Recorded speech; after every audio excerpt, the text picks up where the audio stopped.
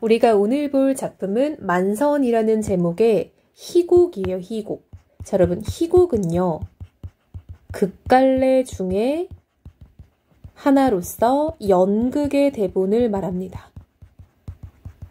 그래서 우리가 일반적인 소설을 읽을 때는 조금 좀 다르겠죠. 자, 일단 극갈래는요, 현재 진행형의 문학이라고 해요. 자, 왜 이렇게 말하냐라고 하면은 극갈래는 여러분 영화 대본이 됐든 드라마 대본이 됐든 연극 대본이 됐든 지금 우리 눈앞에서 상연하는 것을 목적으로 하잖아요. 그러다 보니까 현재 진행형의 문학이고요. 보여주는 문학이라고 합니다. 자, 그럼 보여주는 문학이 아닌 건 뭐가 있나라고 한다면은 우리가 소설 같은 경우에는 말해주는 문학이라고 합니다. 소설은 서술자가 서술 말해준다라는 거죠. 말해주는 문학은 소설이고요. 극갈래는 내 눈앞에서 보여준다라는 거죠. 그래서 이 작품은 연극의 대본이고요. 만선이라는 제목이 무엇을 의미하나라고 했더니 배가 가득 차다라는 거예요. 즉 이게 배가 가득 차다는 게 무슨 말이냐면 이제 물고기가 많이 잡혔다라는 거죠.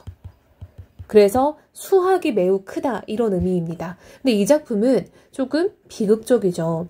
수확이 매우 크다라는 제목과는 달리 상황은 매우 비극적이에요.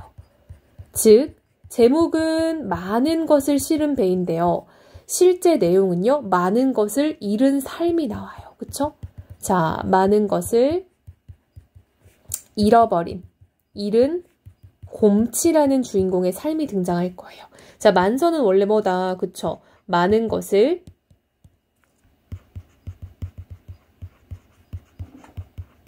실은 삶이죠. 그쵸? 실은은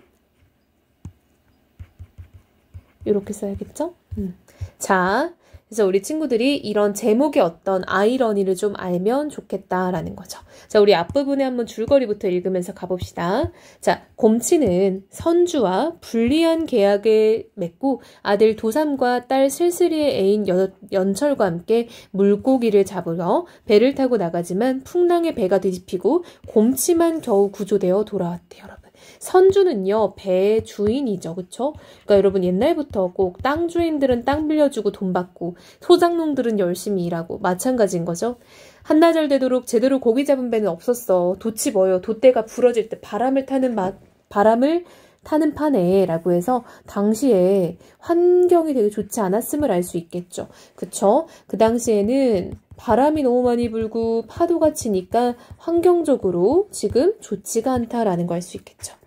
배는 뒤집어질 것 같이 뱅글뱅글 돌기만 하고 그랑께 우리가 고기 잡긴 다 틀렸다고 배를 돌릴 때였는데 그때 처음으로 곰치배를 봤어 했더니 구포댁은 이제 곰치의 아내예요.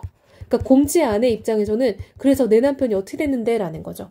아, 그런데 이 곰치놈 좀 보게 글쎄 쌍돛을 달고는 부서대를 쫓아 한정없이 깊이 베껴 든다마씨 라고 이러면 돼 있죠. 자, 여러분 이 부서는요 민어의 종류 중에 하나래요. 민어. 여러분 우리 민어 보면 약간 좀 초밥집이나 횟집 가면 민어회가 꽤 비싸단 말이죠. 즉 이 민어라는 거는 약간 이제 어부의 입장에서는 잡았을 때 굉장히 돈이 되는 고기인 것 같아요. 그쵸? 자, 봐봐. 위험하니까 사실은 빨리 이제 육지로 돌아와야 되는데 곰치는 오히려 그렇게 파도가 치고 위험한데도 막 달려들었대요. 왜 그랬겠어? 그치. 어떤 이 비싼 고기를 잡겠다라는 곰치의 강렬한 열망이 지금 드러나 있는 거죠.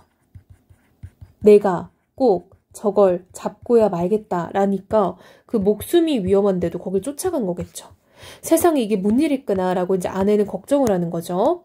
자, 꼭 자동차같이 미끄러져 베끼는 뒤 아무리 돈 내리라고 소리를 쳐도 곰치란 놈은 뉘집개가 진나고 들은 척도 안 하더라 라는 거야. 자, 여러분 자동차같이 미끄러져 베끼는 뒤 이거는 이제 비유적 표현인 거죠. 당시 곰치가 타고 있던 배를 말하는 거죠. 아니 눈이 뒤집혀도 분수가 있지 그럴 수가 있어 했더니 성삼이가 옆에서 미친놈이라고 하죠. 하다 못하겠어도 우리도 곰치를 따라갔지 뭔가. 즉 한마디로 이 사람들은 돌아가야 된다라고 생각을 했는데 곰치가 걱정되어서 이 사람들이 이제 따라갔다는 거예요. 쌍돛담 배하고 우리 배하고 같어. 따라가다 못하겠어서 우리는 그냥 되돌아와서 바람 안 타는 동구섬 앞에다 금을 놓고 주저앉았지. 저녁 나절까지 금을 담궜든가? 아 그러다 본께 뭔 배 한 척이 팔랑귀 같이 놈시로 떠밀러오는 것이 멀리 보이대 라고 해서 저 멀리서부터 배 한 척이 보였대요. 즉 이 배가 바로 곰치의 배였겠죠. 이들은 섬 근처에다 정박을 하고 기다리다 보니까 곰치의 배가 보였어. 쯧쯧 미친놈, 12불로 미친놈이라고 지금 곰치의 행동이 이해가 안 간다는 거죠. 자, 성삼이의 대사를 통해 곰치라는 인물에 대한 어떤 부정적 평가가 드러나 있죠. 시상에 으짰고 그 배가 바로 저 양반 배구먼 으찌았었고 여북 있소 저놈 배지. 그래도 그때는 돛을 내렸더만 배 노는 것이 첫눈에 만선이요. 즉 봐봐 여러분 제목이었던 만선을 잃었대요. 그쵸? 곰치가 드디어 본인이 그렇게 원하던 만선을 잃었다라는 걸 알 수 있겠죠. 만선? 그랬는디 오리 물길도 못 져갔지라고 그냥 팔딱 해버립디다 라고 해서 지금 곰치의 배가 뒤집혔다는 거예요. 전복됐다는 거야. 즉 만선을 잃었는데 배가 전복되니까 싹 다 날렸겠죠. 그쵸? 은매 으짰고 세상에라고 아는 집 놀라죠. 엄니라고 해서 쓸쓸이가 이제 구포댁과 곰치의 딸이죠. 그때부터 지금까지 저놈 건지느라고 그나저나 곰치 저놈도 지독한 놈이요. 산채 같은 물결 속에서 장작종만한 나무 판자 하나 딱 보듬고는 그 통에도 호령이씨 곰치는 안 죽네. 느가 아니어도 곰치는 사네 이러면서 그나저나 뱃놈 한 세상은 너무나 더러워. 걔 목숨마도 못한 놈의 숨줄이라고 해서 지금 이 사람은 이런 뱃사람들의 참 삶이 힘들다라는 걸 한탄하고 있죠. 그쵸? 자, 뱃사람들의 고된 삶에 대한 어떤 한탄이 드러나 있죠. 너무 힘들다라는 거죠. 이구 더러워. 그럼 우리 도삼이는 언제 건졌소? 예? 라고 물어보죠. 자, 이 도삼이는요. 구포댁과 곰치의 아들이에요. 민망스러운 표정으로 어부비와 성삼의 눈치만 살핀다. 자, 그럼 봐봐. 지금 이런 괄호를 우리가 극갈래, 특히 희곡에서 지시문이라고 해요. 자, 이런 지시문은 두 가지가 있어요. 무대 지시문도 있고요. 행동 지시문도 있어요. 이제 무대 지시문은 무대를 연출할 때 쓰는 지시문인 거죠. 그러면 행동 지시문은 배우들의 어떤 행동, 연기를 지시하는 거예요. 자, 근데 여기서 지금 민망스러운 표정을 짓고 있대요. 어부가. 왜겠어? 그치. 즉 도삼이가 죽었어요. 그쵸? 도삼이의 죽음을 이 도삼이의 엄마에게 알리기가 민망한 거죠. 아들 죽었다는 소리를 하기가 민망하고 곤란한 거죠. 그 다음은 말하지 말어 라고 지금 성삼이의 대사에서도 그런 곤란함이 드러나 있죠. 즉 성삼이의 대사에서도 지금 이 도삼이라는 아들의 죽음이 암시되어 있는 거죠. 말하지 말라는 거죠. 엄마 들으면 충격받으니까. 용수철 튀듯 일어서는 목석처럼 움직일지 모르는 쓸쓸이도 내 부서 어디 갔어? 근데 여러분 봐봐. 그 와중에 아들이 죽은 거를 지금 비밀로 하려고 지금 옆에 사람들이 뭐라 하고 있는데 지금 곰치는 막 깨어나면서도 자기 어떤 자식의 죽음보다 그 부서를 잡아오는 그 곰치의 어떤 만선에 대한 욕망이 훨씬 더 큼을 알 수 있죠. 어떤 열망 이런 게 지금 드러나 있는 거죠. 이놈 곰치야 말을 해 정신 차리고 말을 해 했더니 우리 도삼이는 이라고 지금 엄마는 계속 아들을 찾고 있죠. 했더니 못 봤지라우 했더니 멋이라고 라고 하면서 놀라고 지금 슬슬이도 오빠 오빠 하면서 울고 있죠. 무시여 무시여 했더니 도삼이도 연철이도 다 못 봤어 라고 해서 이들이 지금 바닷속에서 죽었을 거다라고 얘기하니까 슬슬이가 이제 남자친구가 죽었다는 말에 막 슬퍼하죠. 어부 A, B는 머뭇머뭇 망설이며 안절부절 못하다가 도망치듯 퇴장하고요. 몸을 뒤치는 고치, 봄치, 벼랑간 벌떡 일어나 앉아 사방을 두리번거린다. 내 부서 어디 갔어? 내 배가 터지는 만선인데 내 부서 어디 갔어? 라고 해서 지금 곰치는 약간 미친 사람 같죠. 자, 중략이 됐고요. 성삼이가 또 나타나서 아니 갑자기 뭔 일이단가 라고 했더니 곰치가 내버려둬 했더니 얼굴이 사색인디? 라고 해서 이 얼굴은 구포댁, 즉 곰치의 아내인 거죠. 구포댁의 얼굴에 대해서 이야기를 하는 거예요. 미친 것 흥, 곰치는 안 죽어. 내가 죽나 봐라. 라고 해서 지금 자신의 아내인 구포댁이 미쳤다라고 얘기를 하면서요. 자기는 안 죽는다고 막 얘기를 하고 있죠. 자네 그 소리 좀 그만하게. 아짐씨도 오죽하면 저래. 시상에 하나 남은 도삼이까지 물독에다 처박았으니 라고 해서 지금 구포댁의 정신이 이상해진 이유는 아들을 잃고 나서임을 알 수 있죠. 즉 구포댁이 정신을 놓은 이유가 드러나 있죠. 자, 일일이 눈물 쏟음실어 살려면 한정없어. 뱃놈은 어차피 물속에 달린 목숨이요. 라고 해서 지금 곰치는 어떤 어부로서의 삶에 대한 운명론적인 태도를 가지고 있죠. 어부의 삶은 다 하늘에 달려있다. 라고 지금 생각을 하는 거죠. 자네도 그만 고집 버릴 때도 됐어 했더니 고집? 아니고 멋이단가. 나는 고집 부리는 것이 아니다. 뱃놈은 그렇게 살아야 쓰는 것이요. 누구는 아들이고 춤춘다냐? 내 속은 아무도 몰라. 이 곰치 썩는 속은 아무도 몰라. 내 조부님이 그러셨어. 만선이 아니면 노 잡지 말라고. 우리 아버지도 만선될 고기 때는 파도가 집채 같아서 쌍도 딸고 쫓아가라 하셨어. 즉 여러분 곰치도 아주 어렸을 때부터 할아버지와 아버지에게 이 만선에 대한 어떤 가스라이팅을 좀 당한 것 같아요. 그렇죠? 즉 이 곰치가 만선에 대한 그렇게 엄청난 열망을 가지게 된 이유가 좀 드러나 있죠.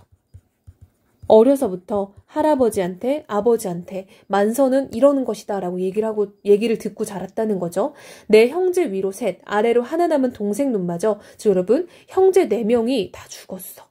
독으로 안 살면 어떻게 살 것이요? 라고 해서 본인의 인생이 너무 암담하니까 도끼 아니면 살 수가 없다는 거야. 그래 조부님이나 춘부장 말씀대로만 하실 참인가? 라고 해서 너 니네 할아버지 그리고 춘부장은 이제 아버지예요. 아버지 말대로만 살 거야? 했더니 내일이라도 당장 배 탈 것이다. 영감배 아니면 탈 배 없어? 라고 하면서 성삼이는 네 아들 생각도 안 나 했더니 곰치가 시끄러. 아들은 또 있어 라고 해서 어린 아들이 있어요. 그놈도 10살만 묵으면 그물 말어 라고 해서 지금 곰치는 하나 남은 아들마저도 어부로 키우려고 하는 거예요. 그러니까 정말 맹목적이죠. 무섭죠. 약간. 그래서 약간 이 작품은 인물의 탐욕을 보여주는 작품이에요. 그쵸? 그래서 이 작품은 이 희곡을 통해서 지금 인물의 탐욕에 대해서 비극적으로 그려내고 있죠. 아들을 잃었는데도 계속 만선에 대해서 집착하는 그런 모습을 보여요. 자, 그럼 이 작품은 또 어떤 인물들의 행동 지시문, 그쵸? 연기를 이제 지시하는 거죠. 대사를 통해 어떤 성격이나 심리를 간접적으로 보여주죠. 자, 그래서 쌤이 이제 중간중간에 어떤 인물의 대사나 행동에서 어떤 이제 그런 인물들의 심리를 해석을 해준 부분은 좀 더 열심히 봐야겠죠? 그래서 이런 부분들을 체크하면서 읽으면 좋을 것 같고요. 사람들의 대화나 행동을 통해서 성격을 볼 수 있잖아요. 그래서 구포댁 같은 경우는 이제 아들에 대해서 굉장히 모성애가 강한 인물로 지금 나와 있어요. 그쵸? 그리고 곰치는 우리가 좀 더 말했던 것처럼 어떤 욕망이 매우 강한 사람인 거죠.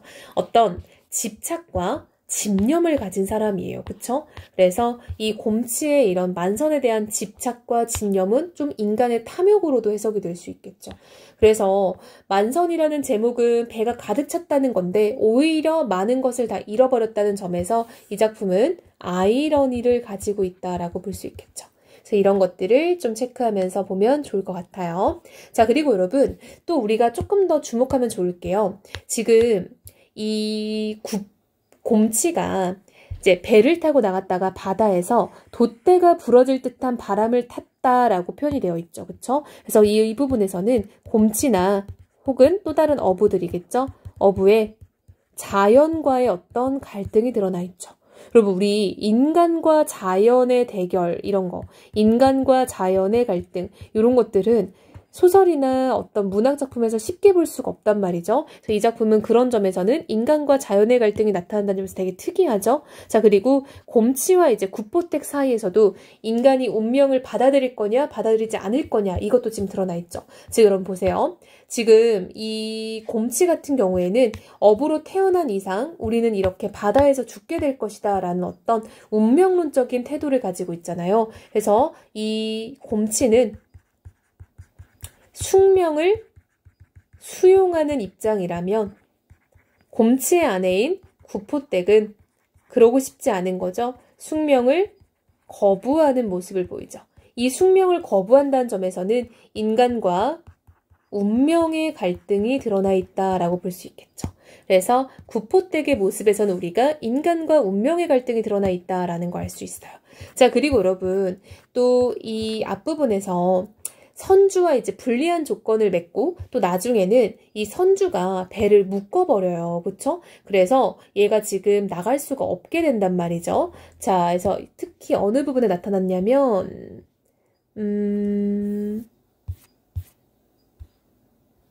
자, 여기죠. 이명감 아니면 탈배 없어? 라는 거죠. 이 이명감이 바로 배의 주인이에요. 그쵸? 배의 주인. 그래서 이 배의 주인과 지금 곰치 사이에 갈등이 있죠. 이 부분은 인간과 인간의 갈등이라고 할 수 있겠죠. 그래서 이 작품은 인간과 자연의 갈등, 인간과 운명의 갈등, 인간과 인간의 갈등이라는 세 가지의 갈등을 다룬 점에서 지금 특이하다라고 할 수 있겠죠. 그래서 그 부분도 정리해 볼게요.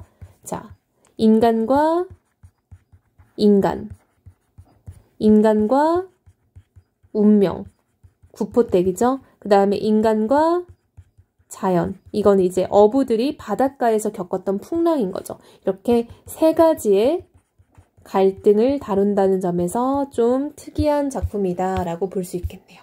자, 여러분 호흡이 좀 기니까요. 영상이 끝나도 꼭 한번 읽어보고 질문을 정리해서 질문을 하면 좋겠죠?